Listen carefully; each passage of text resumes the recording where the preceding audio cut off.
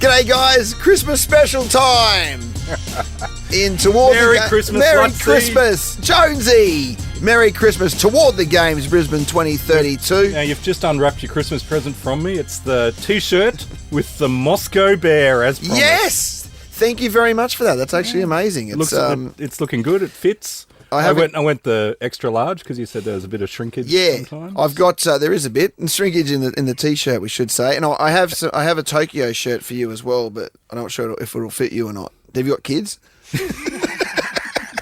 It'll probably fit your kids because I don't know, they make really small sizes in Tokyo. But I do have a shirt for you, not today. Listen, this is a Christmas special, and as much sort as of killed the festive mood. it did, didn't it?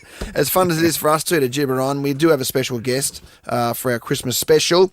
It is none other than 8-time Olympic medalist, 2-time gold medalist at the Olympic Games, the breaker of Mary T. Maher's famous butterfly world record, and one of, I think, 44 people now that have been inducted into the Australian Sports Hall of Fame Legends status. The one, the only, Susan O'Neill! Thank you. That's very... Thank you, Lutsy. Now it feels like Christmas. Woo! Hello, Chris. Nice to meet you on radio. Have you met Chris before, Jonesy? Only through you when he came in here to do a podcast, I think. Yeah. Oh, yeah, maybe. Jonesy, We keep crossing in the corridor. were you there the day at South Bank, Jonesy? Were we on the back of the Winnebago the day that Susie ran the torch in 2000? Yes, I would have been. You would have been, actually. Would have been. Oh, really? that was- Because that's where we met. We covered the torch relay together back in the day. Ah, okay. I do remember... Korea Mail, 4BC. Now, you're doing the live cross from the City Botanic Gardens. Was that the Yes. afternoon? That would have been the same day. Oh, it was And- nighttime, I know. Yeah, I think it went from there and it would have ended up at South Bank. It might have been before that. I remember you're on the panel doing this live cross Yep. from people Botanical watching you and Gardens. so on 4BC. And I remember in one of the ad breaks, your mum turned up True story, this. and... Because I was on the road. I was How old were like, you? Like 24, 23? yeah, it would have been 23. So mum turns up and you hand her your washing. I did. And Did you? And But you did it. but she had a basket of clean stuff. Oh, my God, Because I was dream. we were heading up the coast up to Cairns. Oh, for the next torch Yeah, so installment? I was on the road. So it was like, Okay. here's my dirty crap. You give me the clean stuff. It hasn't changed. Does mum still do She your sometimes comes laundry? to the studio and does the same thing. On our Sometimes show. she irons in the corner of the studio. Oh, yeah. I'm so jealous. Yeah, it's pretty cool. But Mind you, I was probably still living at home back then, wasn't I? yeah, where were you in? No, I was married. That's right. So you yeah. So this was obviously pre-Sydney Olympics. You were Just married? before the Sydney. Yeah, but Cliff, my husband, was living in Sydney. He moved to Sydney the year of the Olympics, and I stayed in Brisbane. Yeah, Wow. He got a job down there. So selfish of him. That was very selfish. In an Olympic year, he went to Sydney. It was a job that you cannot get. It was to be an eye doctor. Eye doctor, And yeah. it's impossible to get those jobs. So he had to go to Sydney. Still. Why did they even give him the job? Did they I know he was know. married to me? Yeah, I should have gone. They had no, the it's- Olympics coming up. It's Madame Butterflies. I thought they would have pulled some strings. Anyway, no. Anyway, all's well that Joking. ends well, and blah blah blah. But Yeah. how excited are you about the Brisbane getting the Olympics? I'm so excited. Like, I can't believe Brisbane has got it again. It feels like we just had Sydney, but obviously Yeah. it was 20 years ago. Will it be about the same difference as Melbourne to Sydney? No, It'll be because that closer? was I'll be a little bit closer, 56. 56, that's 40, that was 40 years. 44. And this is 32 years. Oh, yeah. Oh, that's close enough. Yeah. But, You're right. It'll be 32 yeah, years. yeah. between Not getting any Sydney- younger there, Lutsy. Oh, yeah. God. Oh, I'm so excited. I mean, you can already feel the Yeah. city changing, can't you, when Yeah. you drive down the freeway and see the Star Casino and all the footbridges and Yeah, the Gabba that's probably going to be changed a little bit. And, yeah. Well, it's completely changed. yeah, and all that. And the Cross River Rail. Yeah. So yeah, I'm super excited. It's still sort of a surreal feeling, isn't it? That little old Brisbane, the place we grew up in, is going to host an Olympics. Yeah, it's a perfect spot for it though. I think it's a perfect size. With the Sunshine Coast and Gold Coast and perfect people. We're the best spectators in the world. Like, people still talk about the Sydney Olympics because the spectators. Well, you Yeah. guys were probably there. Made it, didn't they? Yeah. How they cheered and They did. Like, even remember when I got second in my race, the cheering was just as loud as I won. You know what I mean? Like, they Yeah. were really good sports. Do you entered 3 Olympics? Was the whole experience of Sydney your favourite? Do you think? I mean, In certain ways. there's so many ways you can. As an Yeah. athlete, it's like ease of getting to transport to venues and things like Yeah. that. There's a lot of different things, isn't there? Well, just having a home Olympics, you want that as an athlete, even though Right. it's more nerve-wracking, maybe. Well, it is more nerve-wracking and there's more pressure. you just dream of having a home Olympics. Yeah. And also because of is legacy the right word? People remember home Olympics more, Yes. so they remember you as an athlete more, which I suppose That's is, true. is nice going forward. But it was amazing, and just the feeling around it. I'm trying to think what else made it good. I think the camaraderie we had amongst the team as well, and going to the different sports, and then you get to see the teammates again in a lot more functions as well. You know, right.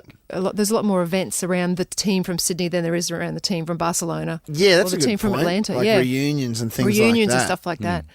Yeah, okay. So, like, so Sydney as a whole, like, I don't know. For me, I find it even hard to compare the Sydney to what Brisbane could potentially be. I think it's a completely different city, even. You know what I mean? Like, I feel like Brisbane's better placed. Well, we were more in the city because like, Sydney was out in the Homebush, sticks. for God's sake. And the It's village like- was out in the sticks. I mean, it's not anymore. It's probably, is that like central Sydney now? Homebush. You know, Well, I think it's growing so it's, much. It's part of another city almost, Yeah. that western sort of corridor city. But no, but still very much so. You know, I think Jana Pittman, actually, now I think of it, who stayed obviously in the Olympic Village in Sydney. She bought one of those apartments she? Really? after the Olympics finished. I don't know if she still got it, but she Wow. did actually buy, I think, in a suburb called Silverwater, where there's a prison, is where it was. Oh, But wow. again, it's like, for me, to this day, that whole Homebush sort of precinct is not one of the great legacies of the Sydney Games. I still find it an incredibly depressing place to go Yeah. now, because you were there. You look down those long Yes, sort of avenues. between the swimming centre and the Olympic Stadium, and now it's literally just rolling spinifex rolling across, and you think, wow, I was there those days when this was a massive humanity. You know what I mean? So that's an interesting part of the legacy that we've got to make sure here, that wherever we put these venues, that they don't become white elephants. One of the big things of the Olympics, isn't it? Well, and the swimming venue, it sounds like it's going to be at Brisbane Live, right in the middle of town at Roma Street. Amazing. Yeah, like That's a drop gonna be in. something else, It's right? going to be a Yeah. drop-in pool, isn't it? And they're going to trial it. Did I hear at a World Championships in the lead up to? Is that right? The Yeah, well, that's the Olympics? hope. I think it's 27. 2027 seems to be the year when we've pitched for a lot of events, isn't it? There's a couple of different events we got, and one of them being that. Is How that, did is they that do- for here, though? Are they going to trial that at Brisbane Live, or...? Well, that would be the hope. And being an Olympic city, then you actually get a lot of these world championships, the opportunity to host them. How do they do, if it's a drop-in pool, Susie, how do you do the warm-up pool? Yeah. There's a drop-in warm-up pool usually as well. Oh, as well. Was that what happened at the World Champs, in the Susie O'Neill pool at the World Champs in 07? which was at the Pat Rafter The Rod Laver Arena. Tennis Centre down in Melbourne. But quite often the World Championships in swimming are done in drop-in pools, and I'm pretty sure the drop-in pool, the warm-up pool usually is as well. Not always, but the drop-in pool is like a. I've seen one being made, a panel, like the panels with liner. Do you know what I mean? Like it's pretty cool. Like it's pretty amazing. The ISL, I went to Las Vegas 2 years ago for the International Swimming League, and they dropped one into the whatever. A basketball centre? Actually, Mandalay Bay it was, and they just dropped in what essentially Yeah. was Sand Basketball Centre, and it's fantastic. It's a good viewing spectacle. And it's perfect for swimming because, I mean, you don't often get 15,000 people to want to watch state championships or No. whatever. It's a waste to build a big stadium for swimming. They're I not reckon. those stadiums like Chandler isn't built for spectators, is No. it? It's built for swimming and when weekly events and things like that. So that's interesting. Brisbane Live's exciting. So Brisbane, it's probably, if it's not the capital of swimming in the world, it's not far off it in terms of the athletes almost, that we've produced. So you think, Susie, that there's probably no point in having a legacy sort of, sport swimming stadium because, as you say, I don't think it is. You only need a few thousand school kids to turn up. I reckon the most crowd you get at Chandler at the moment is GPS swimming. Yeah.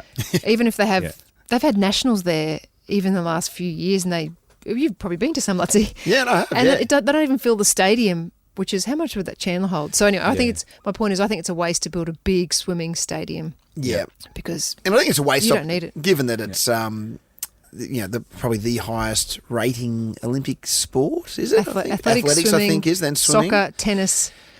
I think there's Tennis is up there, isn't it? Yeah. That's why they have to have tennis in there. Good research, Lutzy. Yeah. It comes in at 7th. What? Does it? Swimming? Swimming? No, it doesn't. No, I think, well, at least in this neck of the woods, but I think even in America, swimming is right up there. But they changed the program for swimming and make it, of course, for NBC. For NBC. I wonder if they'll do that for 2032. They'll have to, won't they? It'll be the same, because it'll be the similar time zone. It'll have to be the lunch. What happened in Beijing would have been the same? Oh, Beijing was Timings. weird. That was weird, wasn't it? No, Beijing was normal. What was the next one? Oh, God, it's so confusing. Rio was crazy. London, Rio. I can't remember. But basically, whatever prime time is in America, that's how they do the swimming program. But imagine, like I'm saying, I can only presume and hope and pray that Brisbane Live is going to be a mini kind of Madison Square Garden kind of thing with LED lights and, like the great stadiums you see when you go to ice hockey and stuff in America. Like I presume they're building a great stadium with Brisbane Live, which will be a great place to obviously for the cameras to showcase, swimming. The event. The event. You just need to get it at night time. But it's indoors, so it can be whenever. Yeah, whenever. Yeah. There's no roof, mate. Do you reckon Turn the lights off. Do you reckon any swimmers swimming now will be in 2032? Yeah. It's a big ask. Well, you think that there's a couple like of... Kaylee McEwen.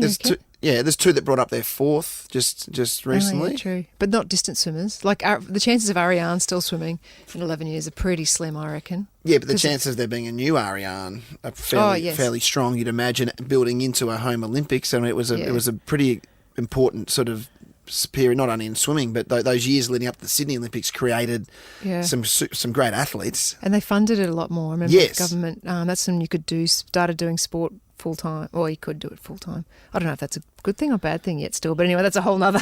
Yeah. So what was it like coming up through that? So you would have benefited from that because your first games would have been just before we got won the Sydney bid.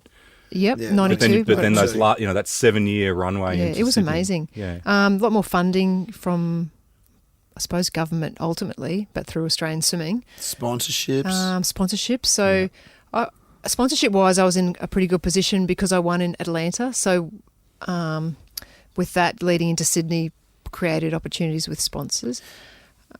It was an amazing. It was an amazing time looking back. I suppose you don't realise it at the time. Like everyone loved sport back then. People, you know what I mean? It was less. Well, there was no social media, so there was no negativity. Yeah. About all those sorts of issues. Yeah. Like everyone liked athletes, and you remember it was a really good feel. It was a good time to be an athlete. But I think that can be brought back through something like a home Olympics, though. I feel like that positive energy can come back. Yeah. I want to talk to you about also. The fact, can major sports base themselves in Brisbane now? I feel like we've gone more away from, we got to be in Canberra, obviously, where the AIS was started. You did most of your swimming career based in Brisbane with an individual coach, right? Yeah. And I feel like most sports these days are more, they'll go to a coach as opposed to going to a central hub. But do you think it makes sense that Brisbane becomes an area for a variety of different sports and for individuals where you would want to base yourself leading up to a games? Oh, definitely. All athletes want to anyway because it's the nicest spot to live. Yeah. But there's all those team sports that generally have to be based in the same city. Like at the moment, hockey's over in Perth, and I'm pretty sure aren't they eyeing off Brisbane? Rugby sevens are in Sydney at the moment. I'm not sure if they're eyeing off. I don't know what all the different sports are doing, but all athletes want to move to southeast Queensland, whether it's Brisbane, Gold Coast, Sunshine Coast. And this is a good opportunity. And administrators. How many administrators are saying now they want to move here? Yeah. And sports science, sports tech, the whole thing. Yeah, it's a big opportunity to maybe get the AIS up here as well. It's been in Canberra since its inception. Yeah, I don't know if there'll be, like Lutzy said, another AIS thing. It was sort of, I don't know the politics behind it, but, it was built after 76 Montreal, wasn't it, when we didn't win any gold medals? Yes. But it has gone away from that sort of Eastern Europe, East Germany sort of feel, wasn't it, of all an institute type just behind thing. a big wall where you all just get in there and train together and, that now sort of it is thing. more satellite sort of things, and they're trying to do the funding a bit more satellitely, because speaking on behalf of swimming, I suppose, I know a lot of coaches don't want to move to the institute. They want to train where their families are and that sort of thing. But which then brings the athletes to them, particularly in swimming and the individual sports, to know that athletes will go, look, I need that coach, and that coach can sort of have a squad, if you like, wherever they want to be. Yeah, but I'm not sure if there'll be another institute up here. Do you? I don't know. Yeah, maybe not as you said, that sort of one structured entity. But I think it's certainly looking, and certainly the talk recently, like they hope to have some kind of like some sort of central hub where most sports or sports science, sports tech, it makes sense for it to be in the Olympic City over the next 10 years. Yeah, there's been a lot of talk, the thing about legacy in terms of how can we build out Southeast Queensland to be the sports tech hub for Asia Pacific. What do you need to kind of create that and get that critical mass that then acts as a magnet for for others to set up shop here outside of just the government funded AIS and sports programs. So that'd be pretty exciting. Oh, that would be good. A bit like America, like you talk about that athletics program in Eugene, Oregon. Yeah. That type of thing, you mean? Well, exactly right. I mean, in Eugene, where the World Athletics Champs are next year, there's a custom-built just track and field stadium with facilities underneath, like incredible facilities where you can throw a hammer throw underneath the damn thing and attempt a world record in the pole vault underneath the stadium. Yeah. And then when every part of the stadium, like even the races, around the back of stadiums are on inclines specifically made for athletes wanting to do 5% incline running and things like that. Like every part of the stadium is custom built for track and field, and that was largely funded by Phil Knight, the founder of Nike. Yeah. At the University of Eugene, Oregon. So yeah, things like that. I think are some of the things we have to start thinking of. Well, and we're going to raise the Gabba essentially. It's going to be on the same spot, but they're going to knock it down and start it again. So yeah, like exactly, getting people with that sort of mindset that are thinking in that sort of frame. There's a few entrepreneurs getting involved now, isn't there? Like Gina Reinhart. Someone else, there's a couple. You did a thing with her recently, didn't you, with Gina? Was she involved in that? At our future, she backed our future Brisbane series, which was all about, this idea of legacy. How do we take more advantage? We're going to put on the best Olympics ever. Let's just accept that, let's just go, okay, well, that's what we're going to do. But what else can we build out of that? So, Gina's been a big supporter of that, and she's a big supporter of swimming as well. Yeah. I think all the sports that did really well at Tokyo was partly funded by Gina. Yeah. Rowing, swimming. Isn't that interesting? Beach volleyball, maybe one other. Anyway. Yeah, and that's that is what matters, isn't it? It's the funding, because that allows you to not have to worry about having to work or do other stuff. So you can just get in do your sport and also full-time. fund all your coaches and sport science. Coaches, that's a big one actually. Yeah. Quick break. Back with more in a moment.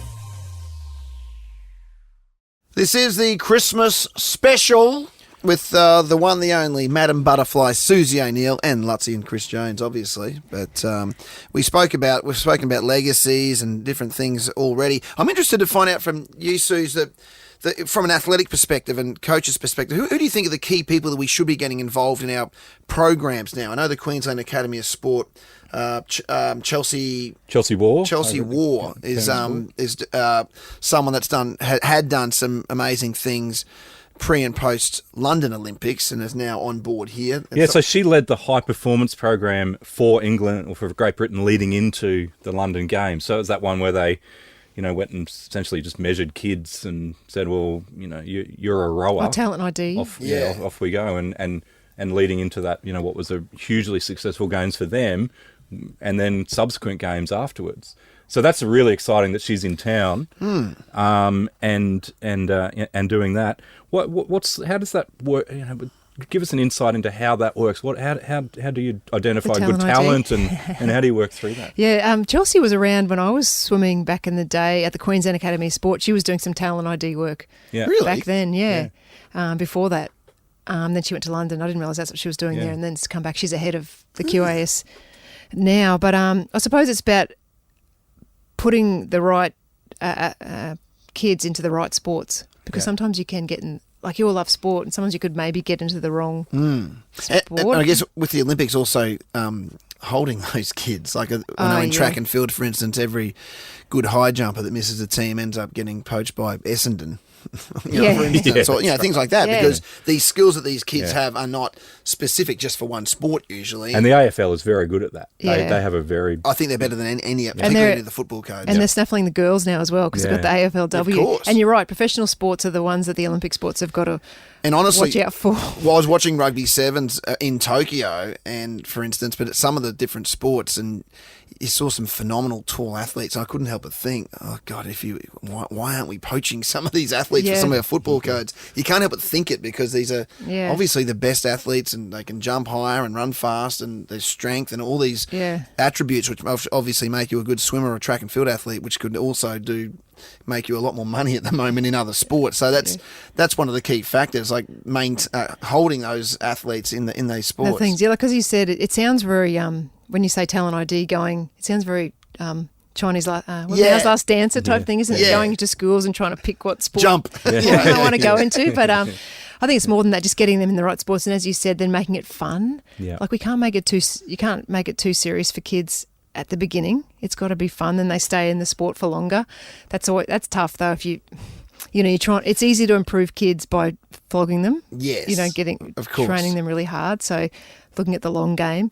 But it's exciting, I reckon, you can look at a kid and, like, you could have measured me when I was little and knew I was going to be a good swimmer because you're hyper flexible. You're very, very flexible. Yeah. Not sure what did you do it in that testing? No, I did. My sister did. It came through. She's a bit younger than me, and she got picked up for kayaking. But you got to have then the want to do it and the other things around it. But she got picked up in a kayaking program. So you just naturally kind of evolved through the ranks? Yeah, there was no talent ID around when I was doing it. But yeah, naturally, I love sport. I played all different sports. Netball, running, played a lot of tennis growing up. Yeah. But swimming is the one I really enjoyed. And I had a really good coach, Mr. Wakefield, who made it fun. And, yeah, right. And so your memories as a young athlete were mostly just fun and good times, enjoying it. Such good memories of my whole career. Even now, I would do it all again. Do you know what I mean? Is that right? Yeah. Like there's, a bit of stuff's come up with swimming lately, and it sometimes makes me really angry. Well, it often makes me really angry because I loved my sport. I would recommend it to anyone, but I don't want to be painted with that same brush that none of us enjoyed it. Yeah, you're in the production line kind of thing. I wasn't like that at all. It was fun. So when you were in Tokyo, because you were the assistant chef de mission of the Australian team in Tokyo, working with Ian Chesterman, did you feel like there was still an area where you could project that to the young athletes, that there's a fun element? Did you feel like they were having fun? I thought they were having fun. Well, the swimming team, I spent a lot of time with the swimmers, particularly, I think because of COVID as well, and the pandemic, and the thought that the Olympics could have been pulled out from under their feet.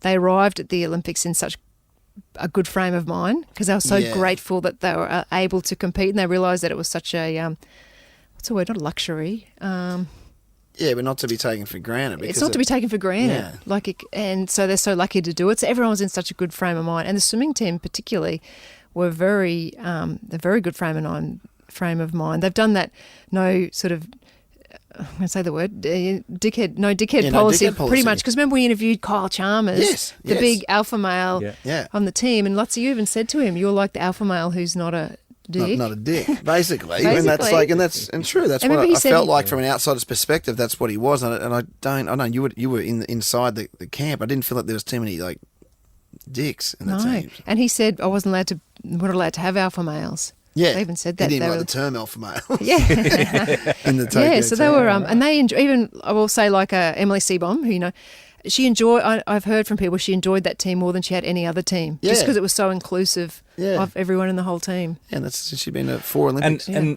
I suppose being in COVID, where you couldn't go anywhere, you had to, it was a very different Olympics. Yeah. That would have brought the team closer. Together. It would have been a different, totally different experience. Yeah, especially in the village, because everyone had to stay in the village. Yeah, people couldn't go off and visit their friends and family and boyfriends, and so when they weren't competing, new boyfriends.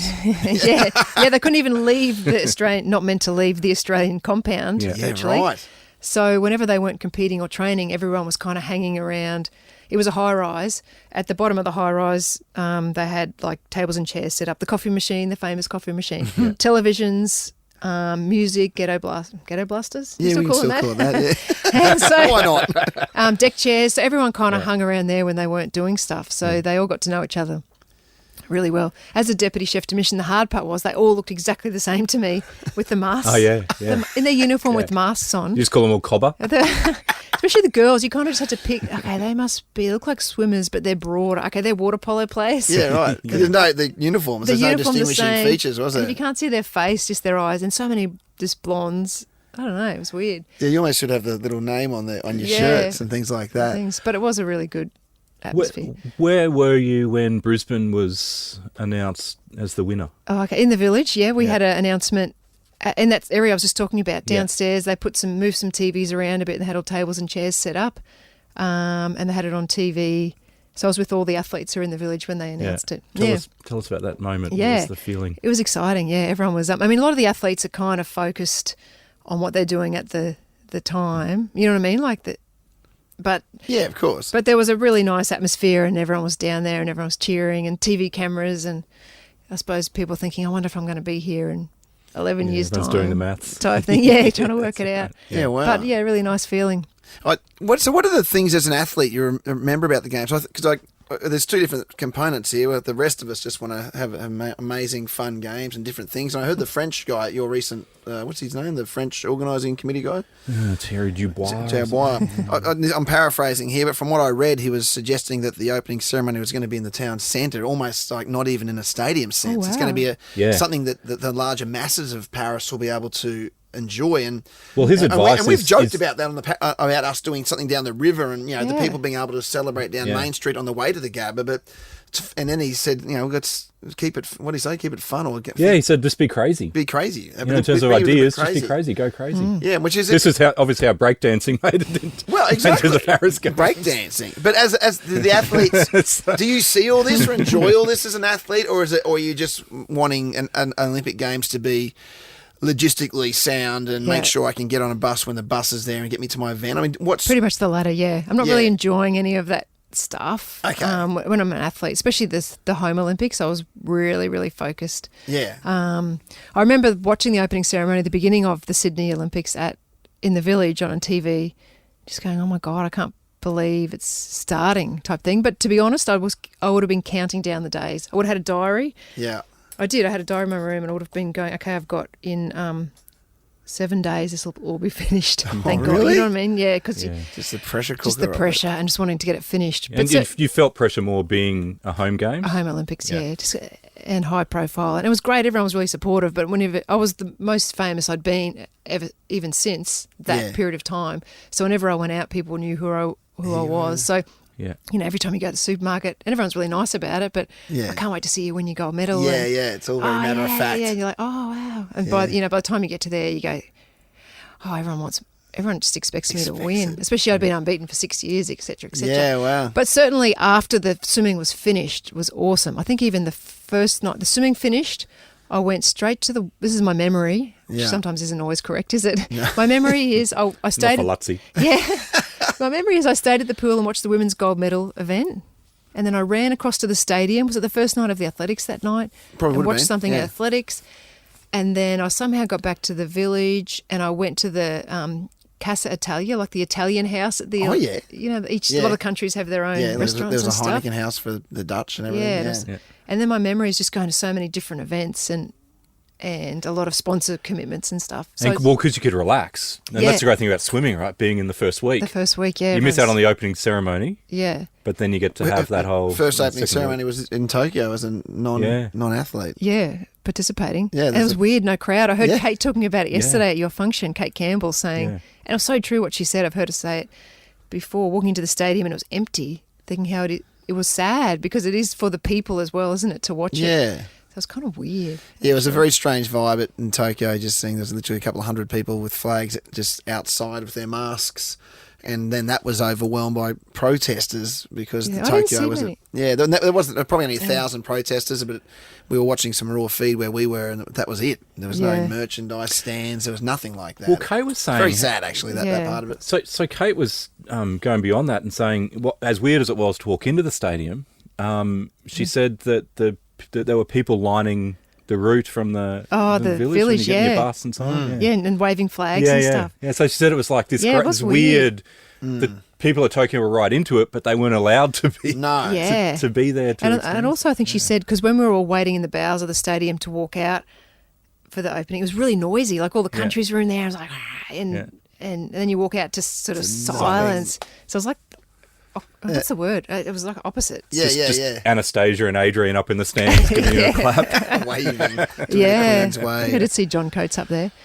But my memory of Sydney, even though it was nerve-wracking, was still of amazing times, like going to different events and camaraderie and... Didn't Andrew Johns got you in a headlock at one point too? I remember that. Yeah. Oh, did he give me a headlock? He did. Someone. Now you tell a story that at the last lap that Andrew Johns sort of, and I hear a story from. Maybe he Who did. was it? Someone tells me a story. Last week, they reminded me of the story that it was Wendell Saylor. Wendell Saylor rang me last week about whatever, and he said, make sure you tell Susie that Andrew Johns came up to Wendell and said, we've got to apologise. And I think Wendell went up to Cliff. No, Cliff, your husband, went up to Wendell and said, can you tell Andrew Johns to stop giving Susie a headlock? Really? That doesn't seem like something... See... That's how it went down in Wendell's brain. Okay, so what happened? We were at this last lap, the nightclub that all the athletes sort of go to. Yes. They had access to it that no one else could access. And I remember being there and talking to... My memory is just chatting to Andrew Johns. I remember he was drunk. I remember he had just cigarettes in his shirt, like a la... I had like in the sleeve. Paul Hogan. In the sleeve. Yeah. Like Paul Hogan used to do. And I remember just talking to him. I have heard that story that Cliff apparently went up and told... Well, that's what Wendell told me. You know what? There's no way in the world that Cliff would have done that. You know who it would have been? It would have been my manager, Rob Woodhouse. Right, okay. I reckon. In Wendell's mind, he said, your husband, Cliff. But I reckon you're right. There's no way There's Cliff no would have gone to Wendell and Can said... you imagine Cliff? He would not have Andrew John, stop giving me.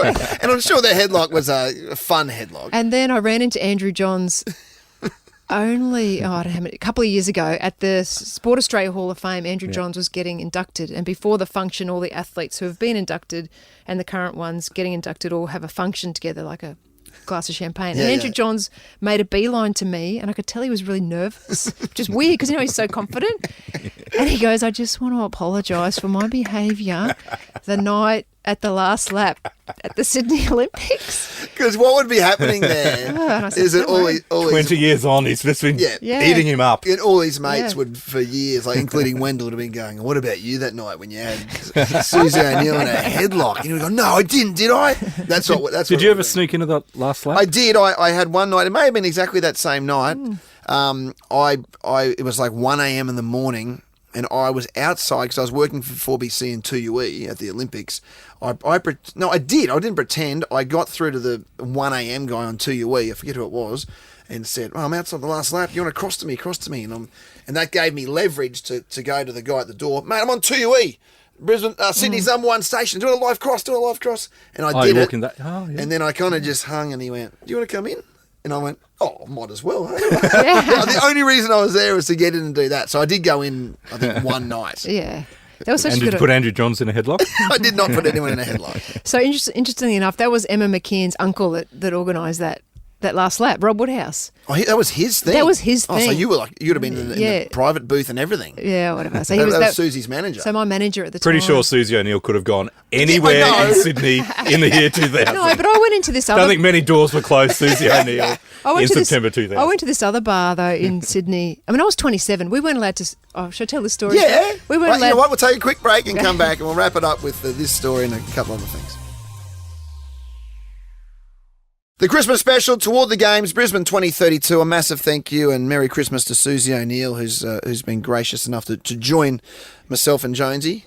And we were talking about the headlock situation at the last lap, and then the fact that because you'd finished by then, right? So unofficially you'd retired. I knew I was going to retire, but I hadn't officially retired. I was 27 years old at this stage. You ain't no spring chicken. I wasn't, and I think we had one underage boy on the team. That was Ian Thorpe. We might have had a couple of girls. I've heard of him. Yeah. Liesl Jones was like 14 or 15. Yeah, right. She was so young. And maybe a couple of other girls are underage. But we had a big function. The last function, the whole swimming team got together at a beautiful restaurant somewhere, don't know where. Last time we were all together. And we'd all swam together for years, like Chris Feidler, Kieran Perkins, Daniel Kowalski, Ellie Overton. It was like a core group that was all going to retire. At a beautiful, expensive restaurant. They brought around trays of champagne flutes. Trays of champagne flutes before the lunch. And I remember taking one off and started having a sip. And Don Talbot, our head coach, super strict, like we used to have quiet time. I was 27. We used to have quiet time in our rooms from 1 to 3. We couldn't leave. It's like romper room. It was like really. I didn't realise how under guard we were. Yeah, Anyway, you're 30 for God's Nearly sake. 30, and I'm having a sip of my champagne, and Don Talbot comes over and goes, "No alcohol." Well, You can't. Susie, put the alcohol down. There's no alcohol here tonight. and we all had to put our I know champagne. it's good Don Talbot. We all had to put our champagne flutes back on the trays, and it took all the alcohol away. Post event. Yeah, post event. And I don't know why I just didn't say, You did up yours, Don. Scarlett. But we were so used to being told what to do, I think. Yeah. But Did you sneak Liesl into any nightclubs? Liesl. Jeez, I don't know. Well, you probably would. Well, how old were you in 92? I was 18. Oh, you were 18. Yeah. That's it. I don't know, but I remember I went to this other bar at Surrey Hills, and I had trouble getting into that one for some reason. What? And I got in, Hang on. and then they said, "Would you like to be in Ian Thorpe's booth?" That's right. And I said, "He's 8. He's 17. He should be in my booth. He should be in my booth. Why do I have to be in his booth? He's the baby of the team." I didn't see him sitting up Yeah. there like, yeah. Oh. But Liesl, you know what I remember Liesl is she was so focused and so self-contained to do what she needed to do. She was so young, hey. Really? Who was coaching her? Ken Wood. Ken Wood, of Like course, she would, yeah. she didn't know many. She was in a tough breaststrokers. Some of those breaststrokers were bitches to her. That was Can I say that? Yeah, yeah. And it was breaststroke was tough back then. And there was a bit of probably the gamesmanship, least, you know. yeah, Some of that right. Stuff. Does she Yeah, talk you about that in can. her book? I don't No, know I'm if sure- she I'm does. Sure she did. Anyway, so she was excluded a little, but she just did her own thing, and then you Wow. saw what she went on. She was tough. She's tough as boots, that girl. She's got a lot of respect for her. Yeah, good on her. We're almost out of time, but so in general terms, Brisbane, like, do you see yourself playing a role in it too? Like, Hopefully. I don't know. Oh, surely. is this committee chat? Yeah, hang on, Tiffany. Tiff, who used to work here. Yes. She now edits it over at Courier Mail. Oh yeah, she She did. edits So it. she's the super producer, super producer. of this podcast. So Oh, hi, Tiffany, Tiff. committee chat. Oh, is that Committee like a- chat. She'll work on that. Is that a song thing? Yeah, both things, yeah. What committee's that? I don't Well, wanna be on- there's committees I'm everywhere. not really a committee gal. No. So yeah, so I feel like it'd be sacrilegious not to have Susan O'Neill involved in a quite a heavy way in I don't know. the Brisbane Olympic Games. I'd like to be involved in some way, but I don't know. Maybe just be one of those. At the Sydney Olympics, all the oldies got trotted out to functions and stuff. They look like a pretty good gig. They'd wheel That'd be out all right. Shane Gould and Raylene Boyle and Yeah, Dawn yeah. Fraser. Do you remember that? Yeah, probably a good little Bunsen earner Yeah, as a bit well. of pocket money. Pocket money there. I don't know. Just to be here. How old will you be at? 59, I think. We're all getting I don't on. want to do. Kate goes. I'll be the a volunteer turning the Go Stop place. I don't want to do that. No, sort of that's role. Yeah. Kate should not be doing that either. God bless her cotton socks for saying that, but I don't think Kate Campbell and certainly not Susie O'Neill needs to be doing stop go outside the But gymnastics. that's interesting, isn't it? Because it will be, as we were saying at the start, 32 years on, and so there will be that group of still famous, Maybe. iconic Sydney Olympians from Yes. the Australian team, and you guys will be, I'm sure, a big part of the Brisbane Olympics. Yeah, maybe. In the same way you talk about Raylene Boyle and Dawn. Like, I've no doubt that Maybe. they'll find whatever spot is. Yeah, it'd just be great to be around and part of it. The thing with Susan is Susan doesn't do something unless Susan wants to do it. Yeah. And then that's the great thing about it, because you won't be just doing some sort of board role because you can. Where Susie will they'll find a spot, and Susie will find something where she'll be able to productively help these games be great. I have no doubt about that. That should be good. Hopefully. Yeah, hopefully. All right, well, that's under 3,900 days to go now, isn't there? Well, you don't say that with enough excitement, Lexi. Are you doing a weekly podcast? Just under Yes. 3,900 days to go. Fanfare, Tiff. Countdown fanfare. Oh, And we that's- intend to do this all the way. was So this- okay, is this my last go in your No. podcast? No, you can come. You're welcome back any Christmas.